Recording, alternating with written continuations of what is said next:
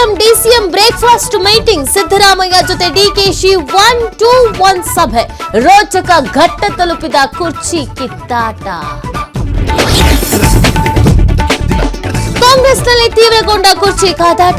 ಒಕ್ಕಲಿಗರ ಕೋಟೆ ಮಂಡ್ಯದಲ್ಲಿ ಕುರುಬರ ಶಕ್ತಿ ಪ್ರದರ್ಶನ. ಸಿದ್ದರಾಮಯ್ಯನವರನ್ನ ಇಳಿಸಿದ್ರೆ ಹೋರಾಟದ ಎಚ್ಚರಿಕೆ.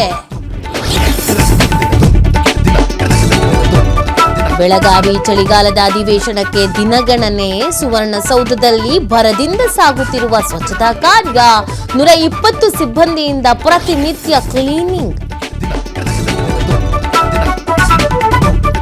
ಬಂಗಾಳ ಕೊಲ್ಲಿಯಲ್ಲಿ ದಿತ್ವ ಚಂಡಮಾರುತದ ಅಬ್ಬರ. ತಮಿಳುನಾಡಿನ ಹಲವು ಜಿಲ್ಲೆಗಳಿಗೆ ಯೆಲ್ಲೋ ಅಲರ್ಟ್.